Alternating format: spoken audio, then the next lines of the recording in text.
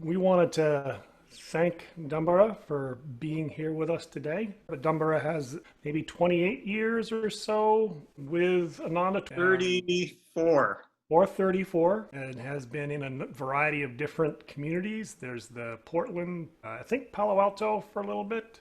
Palo Alto was the big one for starters, and Yep. then the Village, and then Village. Sacramento, and then Portland, Laurelwood, and now here. Yeah, now he's on Camano Island, Yep. on the Ananda Farm up there, which sounds like a lovely thing. Not a lot of people around, but he is an avid chanter and has a web page, ohgodbeautiful.com. If you ever want to learn how to play a specific chant and how it flows, that's a great resource for you. Yeah, he was here a year ago, which is how times fly and things change. Divine Mother, Heavenly Father, friend, beloved God, great gurus, Jesus Christ, Babaji Krishna, Lahiri Mahashaya, Swami Sri Yukteswar, Paramhansa Yogananda, saints of all religions, dearest friend Swamiji, we bow before all of you. Bless us now and forever with an experience of your presence as our truest and highest reality, living through us, loving through us, guiding all our thoughts and feelings and all our actions. Remind us of the divine within. Come to us now, chant and meditate through us, and receive our gratitude for this great gift of life and fellowship. Om. Peace. Amen. From joy I came, for joy I live, in sacred joy I live. From joy I came, for joy I live, in sacred joy I melt. From joy I came, for joy I live, in sacred joy I melt. And from joy I came, for joy I live, in sacred joy I melt. From joy I came, for joy I live, in sacred joy. From joy I came, for joy, in sacred joy I melt. From joy I came, for joy I live, in sacred joy I melt. From joy I came, for joy I live, in sacred joy I melt. From joy I came, for joy, in sacred joy I melt. From joy I came, for joy, in sacred joy. From joy I came, for joy I live, in sacred joy I melt. From joy I came, for joy I live, in sacred joy I melt. From joy I came, for joy I live, in sacred joy.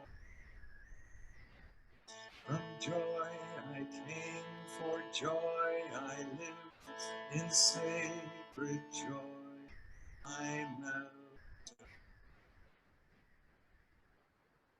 Okay, let's talk about how I found Ananda and see what that comes into. Just the usual story. I was a truth seeker and had tried everything else on my own. And the last thing kind of fell apart.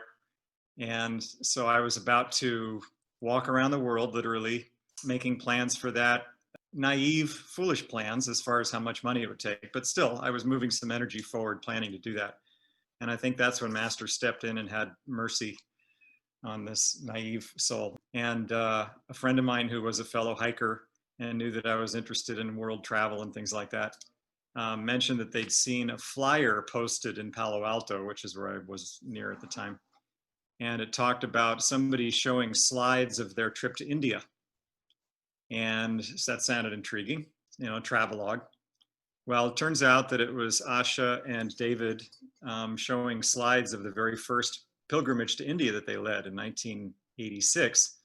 So this was January 87 in what used to be the office building of all religions in Palo Alto before they had a church. And indoors, no windows, but they were showing this travelogue. So I walked in the door. I ended up that my friend couldn't come, others couldn't come, so I just walked in myself.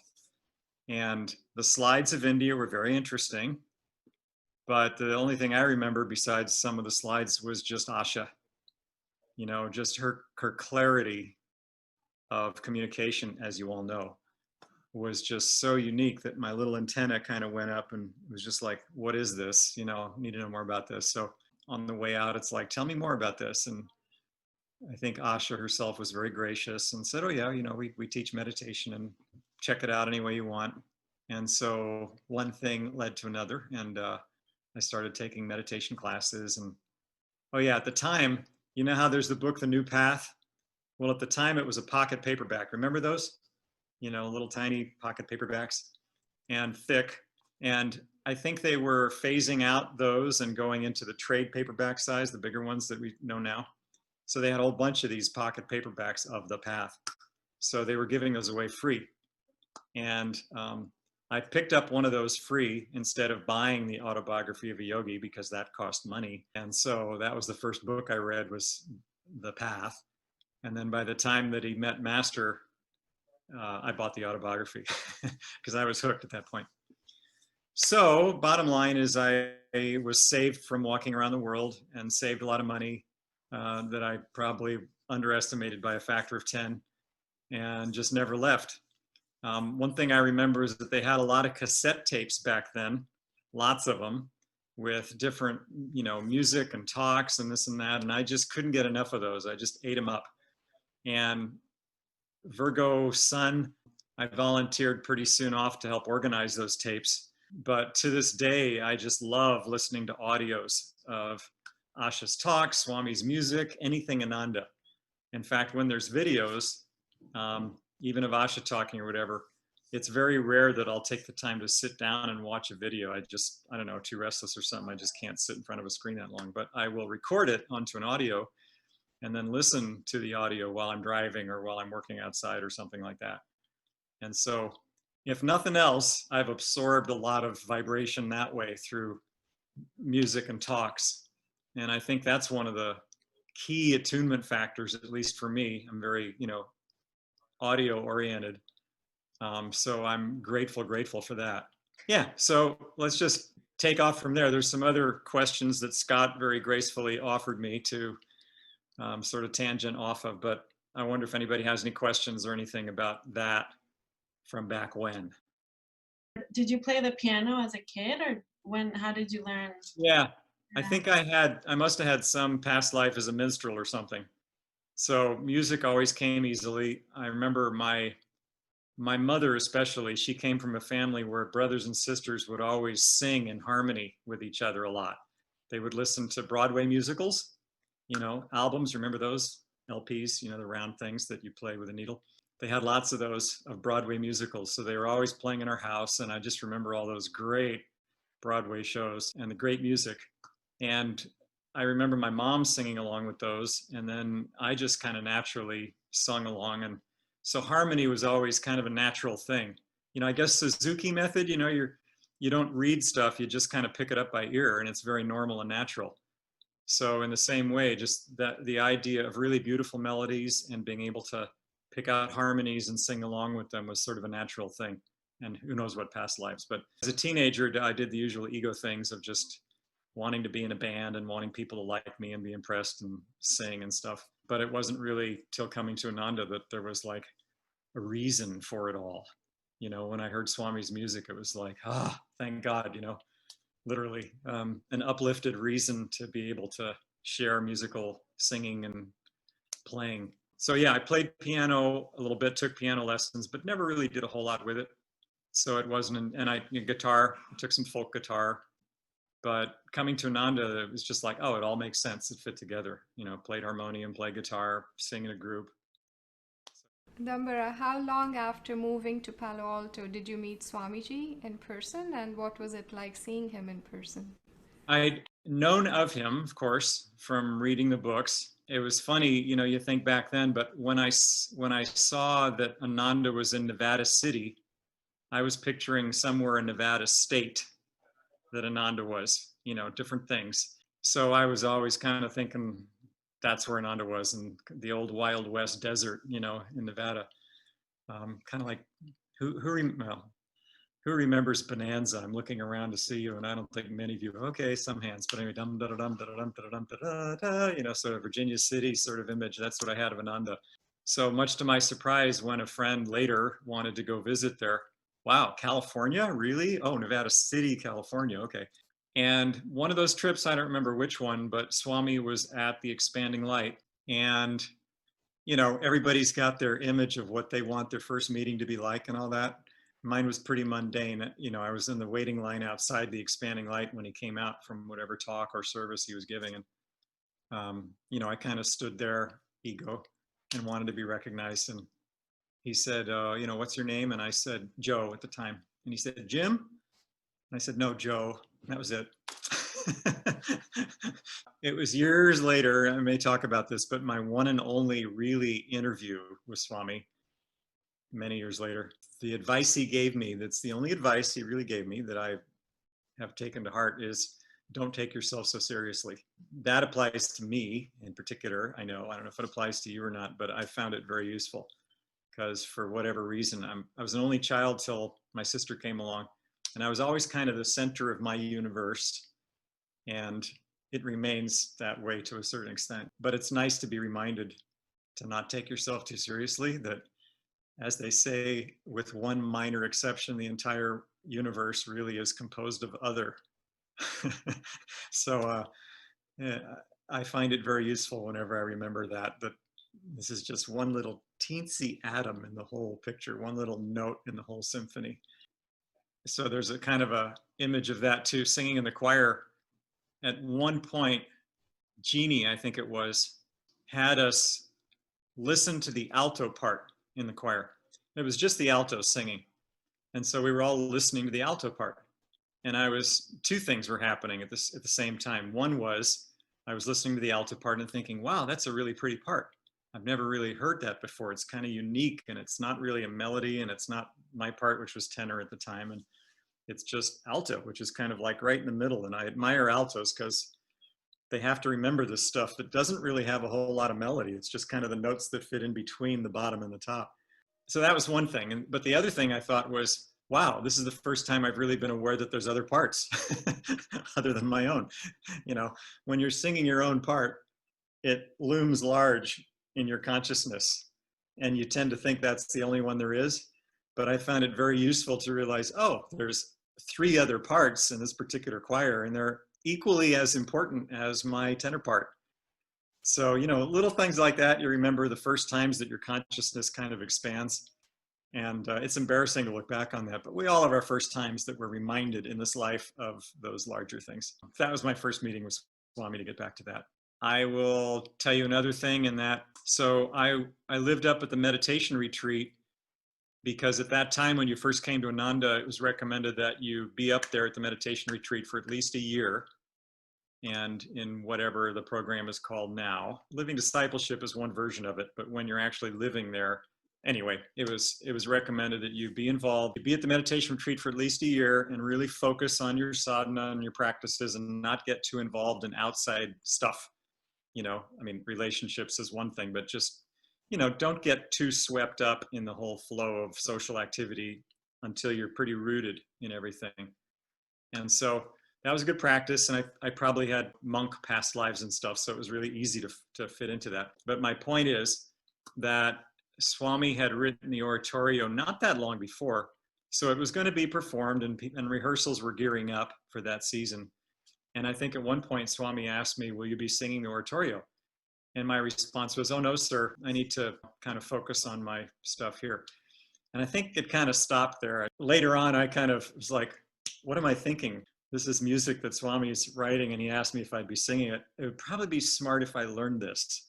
So I remember at the meditation retreat, just having a little keyboard of some kind, maybe an electronic keyboard or something, and kind of plinking out the melodies to, you know, the parts of the oratorio and kind of learning them that way and just really focusing it, which is, for those, I don't know, those of you that sing know this, those of you that don't, I recommend it. It's just a great sadhana to just really concentrate on learning a part like that or learning even the lyrics. Just reading the lyrics of Swami's music are just gorgeous by themselves, without the music even. It's just great poetry and uplifting by, in that way. But then you add the music to it, you add other people to it, and you sing as a choir, and it's just bliss. But anyway, so I did learn the oratorio, and I did sing along, and that was all the way it should have been. We can be dense sometimes, sincerely dense, but still, it's good that we come around. I have a follow-up question for you, Dambara, about meeting Swami. I wonder if you can tell us what it was like to be in his vibration, just even the very first time, what his vibration felt like, and then was it different when you had that later interview? Well, I'll tell you just a funny thing. Again, just listening to so many of Swami's talks that I did, the cassette tapes in Palo Alto, lots and lots and lots of those. One of my first impressions of Swami's voice, and this may be totally unique, I don't know, but his voice reminded me a lot of Vincent Price. I don't know if you guys only know Vincent Price from Michael Jackson's Thriller, where he does that little bit at the end, or whether you know him from the Song of Bernadette, where he plays the doctor, I guess. He also played horror movies. He was really good in those. But he's got that great, deep, soft, kind of mellifluous voice. I don't know, but Swami's voice reminded me of that. So that's the only impression I had. At that time, videos were not as prevalent as they are now, and I was all audio tapes and books.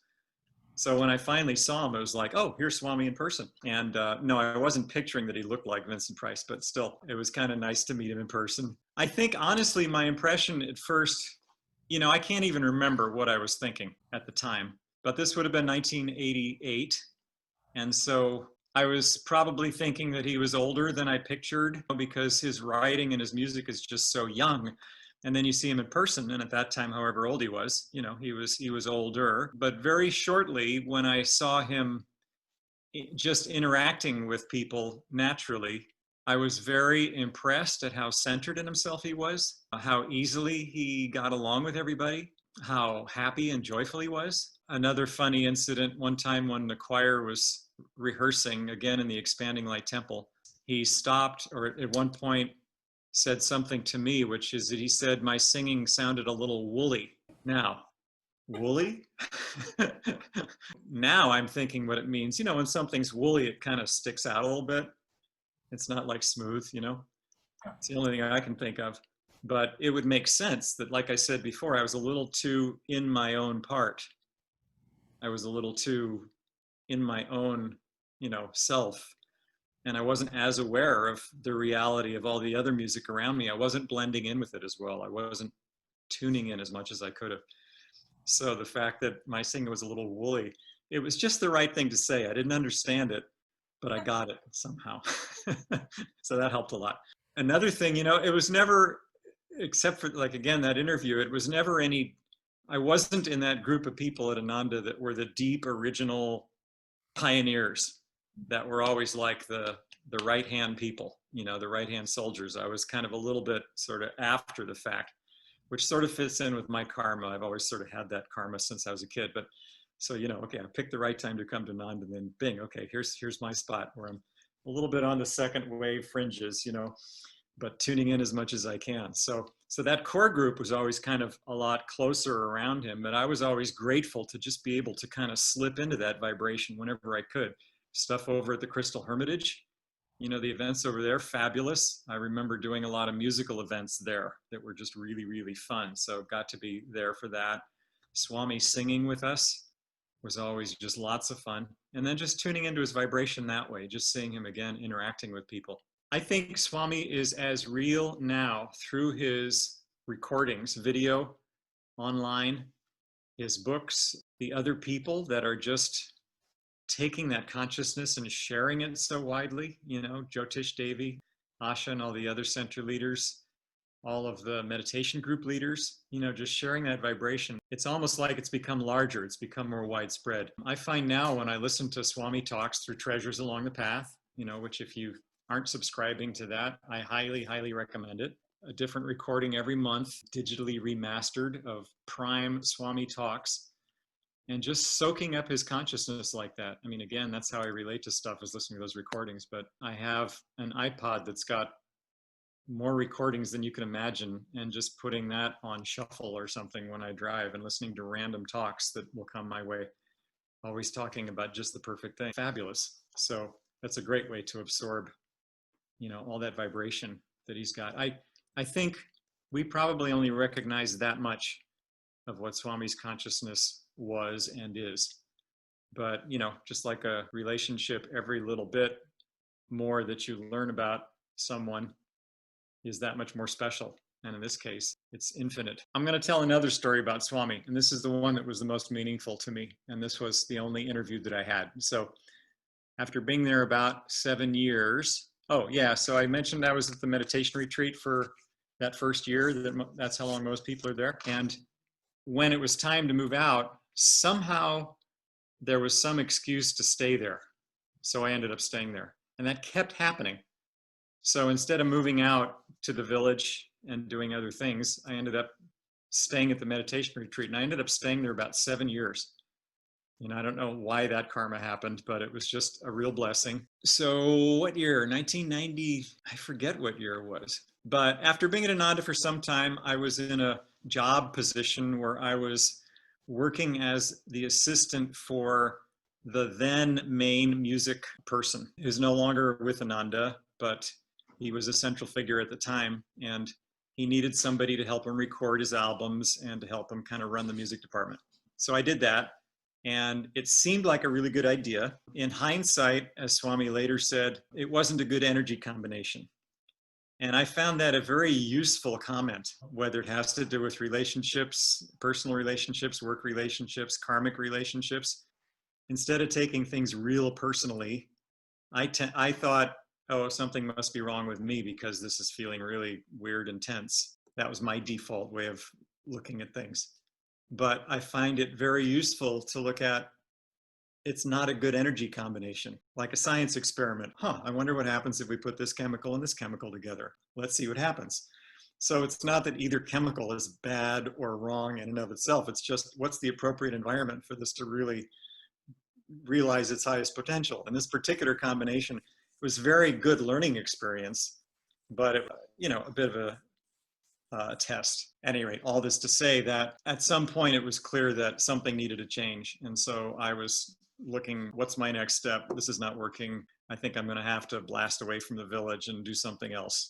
That's the way that I was kind of reacting a long time ago. This person, the music director person, mentioned, since the music department was under Swami's wing at that point, he mentioned to Swami that I was going to be leaving. And Swami told his secretary, who was Lakshman, Nai Swami Lakshman at the time, to get a hold of me and just see if I wanted to come over and just talk to him before blasting away. I said, sure. And when I walked through the door, Lakshman handed me a cassette tape and a recorder. And he said, you might want to record Swami, which I've always been grateful for, that my friend Lakshman had that suggestion, because I did record him and I listened to it over and over and over and over again. But essentially, and I do have a bigger story than what I'm about to tell you, which I'll get to in a sec, but this is where I got to go down to Swami's living quarters at Crystal Hermitage and just kind of, this is all happening. And he very patiently sort of listened. And then after I was done, he said, this is all well and good, but what I'd like to say, and what I've tried to tell you before, is don't take yourself too seriously. You become a fanatic, and the spiritual path should not be approached fanatically. And he cited some examples before where kind of diet fads were going through the community, and I was getting real swept up in them. And I just had a way of kind of, I don't know, it's probably the monk samskar thing where you just get really too intense about something. And I think that was his advice, is that by taking yourself too seriously, you get tense inside. And that doesn't help your spirituality. It's all directional. So maybe some of you need to get more focused. You're too, just kind of laissez-faire or whatever. I doubt it if you're from New York. But on the other hand, if you carry too much tension inside, then maybe you need to take the advice that Swami gave me, which was just learn to have more fun. Because when you're enjoying life more, you feel God's joy. So that was essentially his advice. I thought he was going to say, buckle down and get serious and work harder and repent. And instead he said, no, you're kind of taking things too seriously and being too tense inside. You should have more fun and learn to enjoy life more. Oh, okay. That's advice I never thought about. I've been reflecting on that ever since then, which was some time ago, and was very, very grateful. And so the net effect of all that is that instead of blasting away completely, I ended up moving to Ananda Sacramento community. And that was a blessed 2-year experience there. First time that I ever really had a skill learning job. I learned to be an electrician, and that was great. That's been a skill I've applied ever since then. I learned, it was my first Ananda colony that I lived in, because before that it was Palo Alto did not have the community and it didn't have a church yet. It was just people living at different ashram houses. And then it did have the office building of all religions that we had Sunday services at. It wasn't a community like that per se. So Sacramento was my first community experience. And I found it was incredible. Devotees, I mean, you know the story by now, but it's, devotees are living their lives sincerely. Well, it's kind of like now, but we're apart, but together. It's the Zoom world. And a community is a perfect environment for people to be together and support each other, but to have their own space as well. So it's a brilliant idea. That was after living at the village. But anyway, so that was very useful. Now, the backstory behind this is that this was around the time, this was before the Bertolucci lawsuit.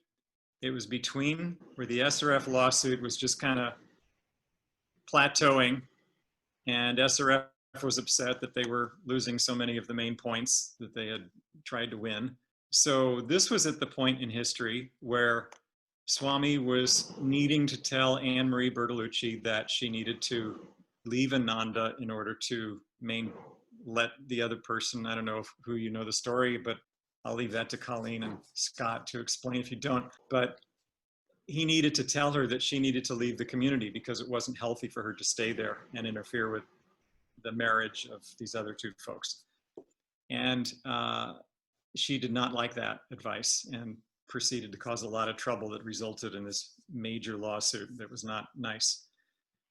My point in saying that is that it was only years later that I kind of put these pieces together. When I left my interview with Swami down in his living room, there was somebody coming in the door. And so here I left and I'm processing what Swami told me.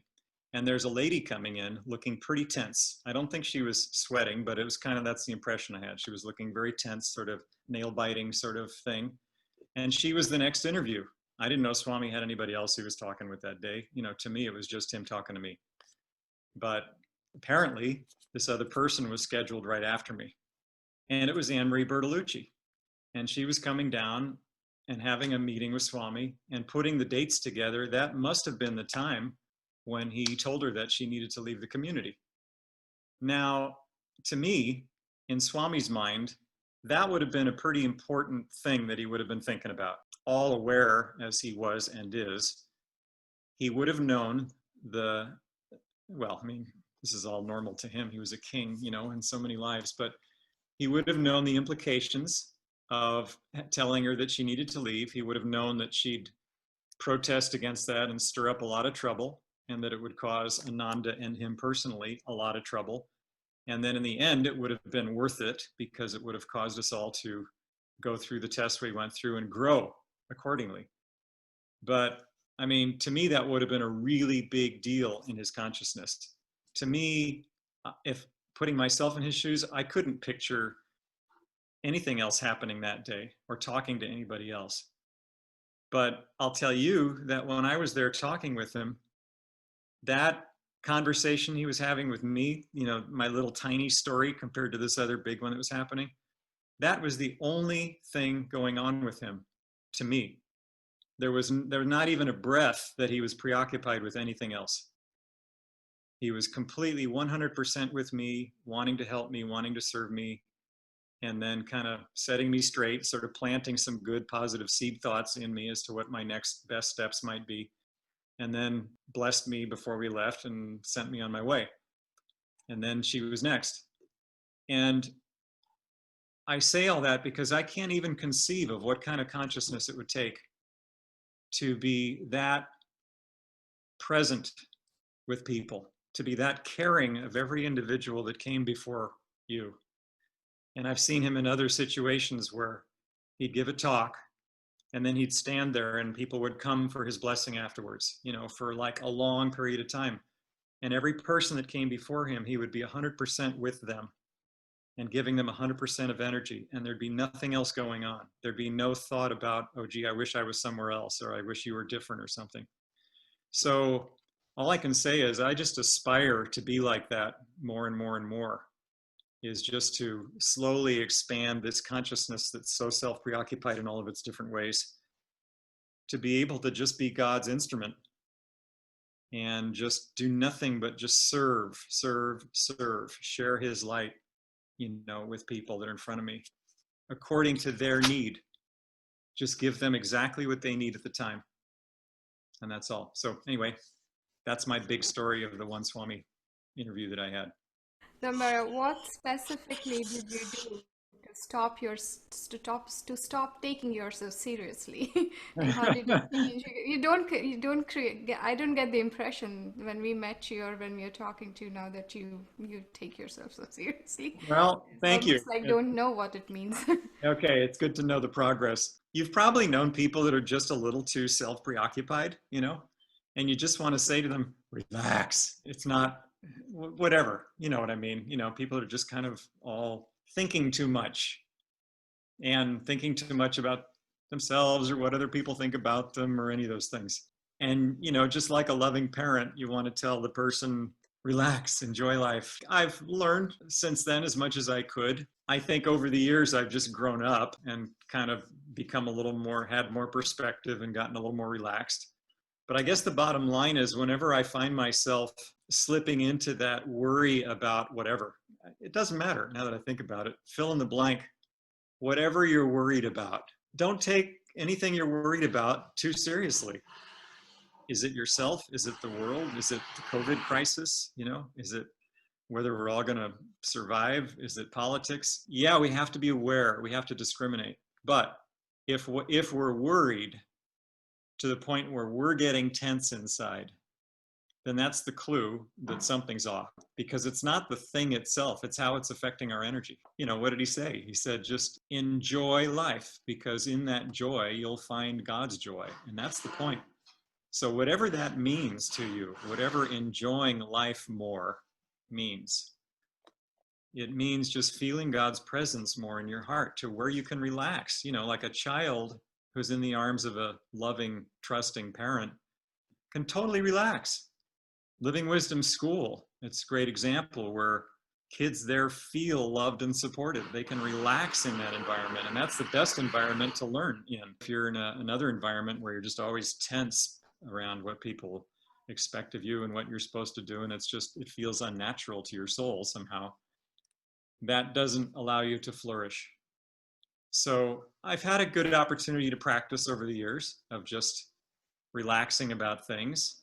I think one thing I can give credit to David Praver for in Palo Alto is that I loved hiking, still do, and being outdoors and such. And when I was on staff in the Palo Alto Sangha for a number of years there, he would, you know, when it was time for me to just get out and hike from time to time, he would say, that's our Dambara, he needs to get out there and hike. And he meant it. And it was sincere and supportive. And so that's the kind of thing that works, is when you realize just what people need to flourish and you can support and allow that. It's just this great wide world, and we're all so different. We all have different ways of expressing God's joy. And the more we can kind of forget ourselves and just tune into that amazing joy, that amazing expression that we see around us, and see how it's expressing through everybody around us, we just begin to appreciate it more, and we can act as instruments to help support that. So I think that's what I like to do at my best, is help support that joy in other people. And, you know, whether it's through music or just me helping to remind them not to take themselves too seriously. I think part of the reasons we learn lessons is to be able to share them with others, that we recognize that same thing in them. Yeah, I was actually thinking, you know, how Swamiji always in many of his talks would say, go out in the country, buy land, grow your own food. But But then what advice would we give to people like us who have to be in a big city? Or Palo Alto has always been an important center for him. So Yeah. was there anything that he's said about this more personally that was more maybe more relevant in that context for to a center that was so based in the city? He did advise all the centers, including Palo Alto, to have land just in case things got tense enough, bad enough, weird enough, where they needed to just get out of the city. And so I was there in Palo Alto and they were looking for retreat centers, is the way it was at the time. And so there were many, many trips that people took to look at different pieces of land, which, like New York, in the Silicon Valley, Palo Alto area, things are not cheap. So looking at big pieces of land for a retreat center was not always easy to find something that was appropriate and affordable. And I mean, fortunately, Palo Alto has a lot of people that are very energetic and successful and startup company can-do attitude. So they are able to afford things when they're important enough.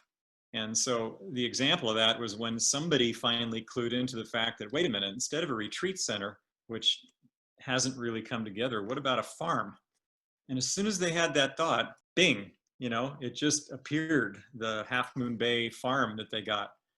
And that it's happened a few times since then, but I think that was the first time that I saw where a project that at the time was like $1.2 million or something, which was a lot at the time. I mean, now there's bigger tickets, the Temple of Light and other things are multi-million, but the 1.2 million, I think it was at the time, for that farm, to me, it was just like a little boggling.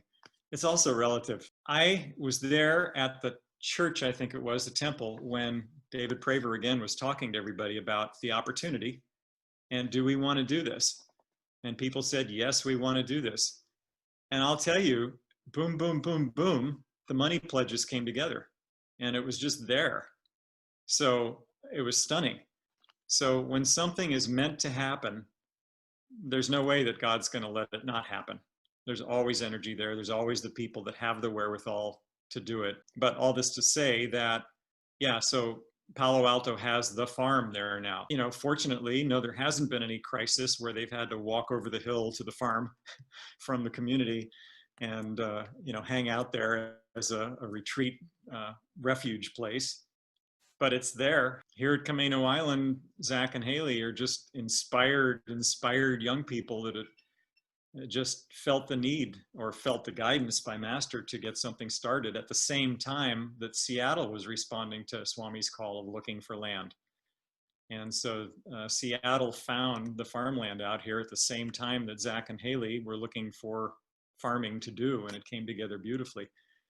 So they started all this. But to address that more specifically about, what about big cities? It's really hard to predict that because on the one hand, we've got a ministry. There's lots and lots and lots of people that need guidance about what attitude to have in times that are tense and challenging. Will it come to the point where people need to literally get out of the cities, and where would you go? If you're in a big city like New York or others, that I don't know. I think it probably wouldn't hurt. I mean, this is just me speculating. I don't know. This isn't the voice of God, but it probably wouldn't hurt to consider some kind of piece of land somewhere that seems quiet and safe and farmable, and see if you've got a contingent of people that would like to be part of that somehow, just as something in the background, and this doesn't mean you're retreating from serving others. It just means being practical in trying to be able to help things go forward by helping yourselves in case things reach a point of crisis. I mean, I hope they don't get to that point. I honestly don't know. I'm not a seer or a visionary. But since you asked, I would say, if I were guessing, I think all the big communities have tried to respond to finding land in the country just because it seemed like a good idea and it seemed like Swami was encouraging it. So that talks about colonies mainly. I'm thinking Seattle, Palo Alto, Portland so far have responded by actually purchasing land in the country. In Portland's case, it was Laurelwood, and I don't know what's going to happen with Laurelwood, but Sacramento, I don't think they've got a piece of land in the country, but they're sort of in the country, sort of. And Los Angeles has been trying to find something. I think that's changing now, just with, you know, the economy situation.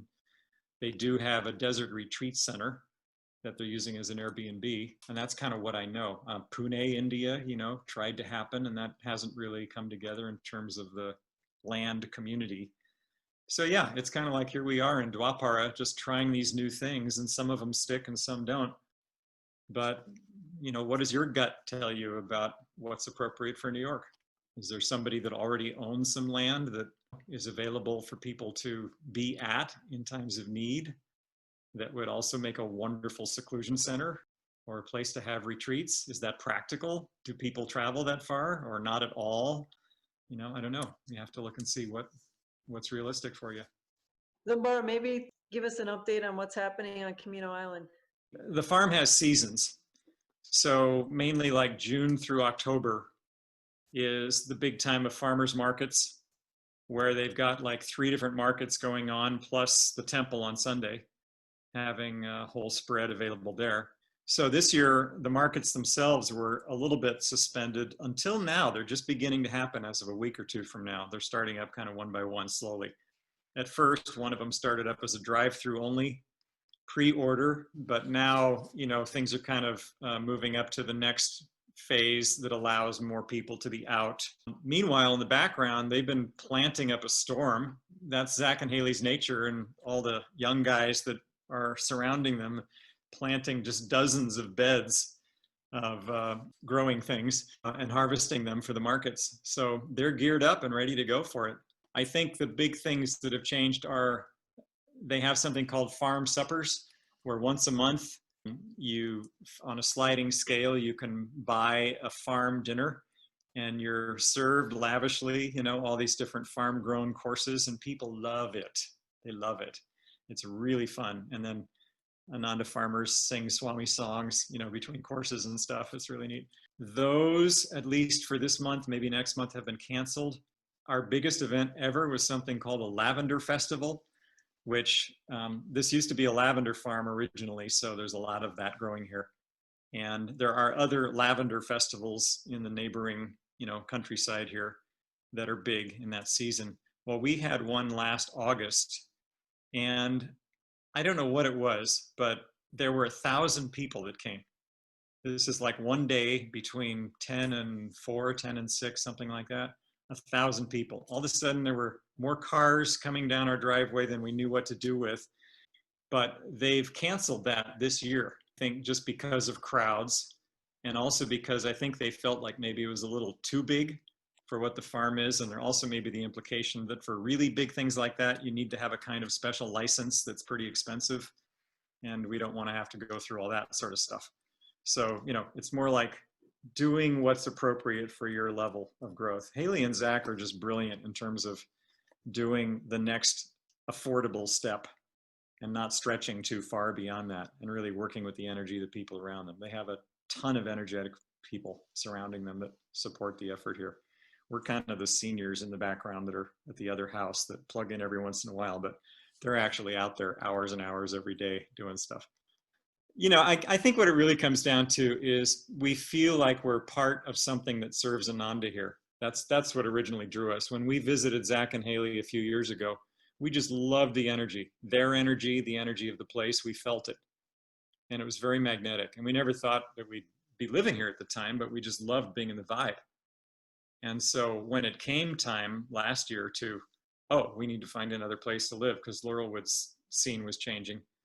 And then at the same time, these people who had a property that was adjoining the farm were selling their place, and they just learned about it through kind of a miraculous circumstance. They were advised, Zach and Haley, it was suggested to them, they talked to Manisha and I about buying the property, and it was like, yeah, perfect timing, great idea, let's do it. So, you know, you can have preferences and thoughts about what might be happening, but then God comes along and presents an opportunity, and it's like, sure. It all sort of comes down to, that would be fun. Let's just try it and see what happens. And, you just take it step by step. And I will tell you, it's working great. The house is big enough to allow for 3 couples plus a guest room. And so we have like an ashram, so we have 2 couples right now. We have a 3rd couple that's planning on visiting later in the month. And that's the household that we picture. And it's all, adults around my age. That's what we're doing. And we're clearing out the landscape around us. We're going to be planting lots and lots of flower beds because flowers is what the farm needs that they're not currently growing lots of. So I think, Divine Mother has a plan, and gradually she's unfolding it. If we get, this is another thing Swami said in his talk, you want to get calm enough to hear the voice of God inspire you. If you're being tense inside, you're not calm, you can't hear what God's trying to tell you. It's only when you're calm in your heart, and whatever it takes to get there is worth it. So if it's having fun, if it's hiking, if it's relaxing, not taking yourself so seriously, kicking back and watching a video if you need to when you're just getting too wound up in your brain, whatever it is, taking a walk outside, thinking of other people, serving them. When you get calm enough in your heart to be able to listen, then you can hear the voice of God inspiring you. You can hear those whispers from eternity. So I think that's the important thing. It just comes back to just meditate regularly and keep the love of God in your heart and share the joy and pay attention to what God wants us all to do next. What's the next positive thing? What's the next step in front of us? And, again, if it's supposed to be something other than what's happened or something in addition to what's happening there, that'll be clear at the right time. But just keep open. Hey, God, what do you want me to do today? How can I help? When I first came to Palo Alto, that's when they lived in big ashrams. And I mean, I'm talking mansions where there were, 24 people, 30 people living under one roof with everybody in different rooms, sharing a big group meal in a kitchen kind of thing. I never actually lived in those houses, but that's what was going on when I first came to Ananda. And so I remember visiting one of those big homes. That's the first time I can remember really tuning into Swami's music, when it was playing there in the background of one of these parties. So that's a group living situation, lots of people in a big house. And then you've got apartment communities like you have Palo Alto, Portland, Seattle, Sacramento, where you buy an apartment complex. And Palo Alto, I think, is the biggest one. It's like 70 apartments. I think Sacramento's, 48 comes to mind, but the other ones are kind of scaled down versions of that. But yeah, in that case, everybody has their own apartment. And you share group meals if you wish. There's, master's kitchen. You can come and have whatever meals are being served there if you want, or you can have them at home. You have the temple that everybody goes to Sunday service. You have group meditations in your community temple, and you plug in as much as you want to. That was my experience in Sacramento for the first time, is just realizing this works.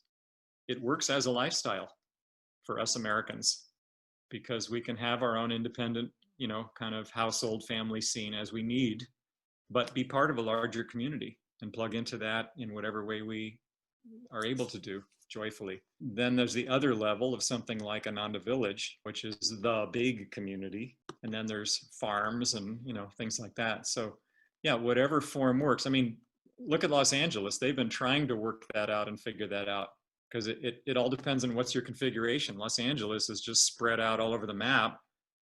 They have lots of different demographic centers there.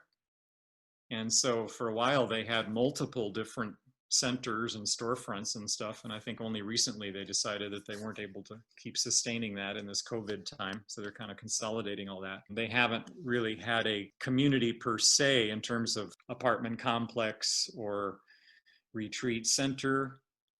They've had kind of different group houses as part of that. But, we're all just kind of trying and learning. What's it like in the group situation? It's a delight. It's totally fun. I mean, now when you're a family that's got children, then you have to add that to the mix.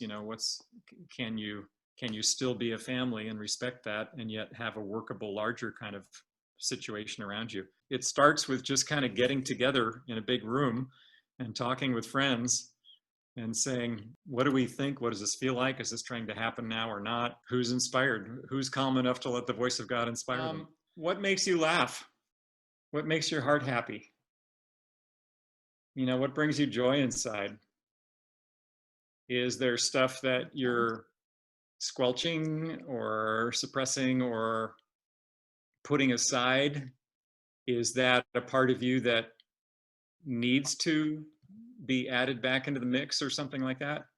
I think we're also, you know, driven, many of us, out of necessity. We're trying to, you know, make a living, etc. But how much is necessity and how much is not? Simplifying helps. So, you know, this is just ideally, I don't know, you know, you have to kind of look and see what's practical or not, but will simplifying your lifestyle make things less stressful? Will it bring more joy? I think of like Jyotish doing artwork. It's like a great balance for him. Of course, I mean, Jyotish, inner light, you know, he's expressing inner light through color and stuff, and that's just a natural expression for him. What is it that balances you out? If it's, you know, if it's too left-brained, what's more right-brained stuff that you can do? I happen to have, like, I remember a chart, you know, like Drupada showing me on this chart where there's about 2/3 or 3/4 of it is sort of all in the mental area. But then there's this other quarter or third that's sort of in the musical heart, Venus sort of area. And that's sort of that's a balancing factor that helps stabilize it a little bit. So what do you need to do to help balance things out? If you were to give advice, if you were somebody else outside of yourself giving advice to you, you know, if you were your friend who was coming to you with that question and saying, you know, here's my situation, what do I do? What kind of advice would you give to them when there's not a lot of personal attachment or story involved? It's hard to see through, you know what I mean? So, or ask any of your Ananda buddies here, you know, like, just talk about it. What do you think? What are some ways of balancing things out where I can just have more fun and joy in my life? I mean, for me, music is a big part of it. I've loved good humor and always appreciated that. I think I like being able to see the lighthearted side of things. And even in situations that are tense or crazy, you know, there's always this piece in the back that can potentially say, well, this is pretty wild. But at some point, we're going to be looking back on this and saying, well, that was really crazy. And so, you know, why get too wrapped up in it right now? You know how in the Mahabharata, where, I don't know whether you've, you know, read the book, seen the movies, whatever, but you got these intense battles, intense foes, Duryodhana on the one side and the Pandavas on the other side. And they're just like, oh, at each other's throats to the death. And then, not to give everything away, but, you know, after it's all over and they're in the astral world, and they're all kind of like palling around and saying, well, that was wild and crazy. You know? So it all comes down to that this is just God's dream. And God's nature is bliss. And so if it isn't bliss, or if it isn't one of the 8 qualities of God, then it's somehow forgetting that. It's somehow distracting us a little bit too much. If we're remembering that all the time, then yeah, we can get involved in all the daily stuff. And as we should, you know, Krishna says, I'm really busy. You know, I'm busy with this universe. I'm not just hanging out. But not to the extent of losing our inner joy or our inner peace, or forgetting that that's what's driving it all. So ultimately, when we wake up from all this, what are we going to be wishing or glad that we remembered? And let's bring more of that into it right now.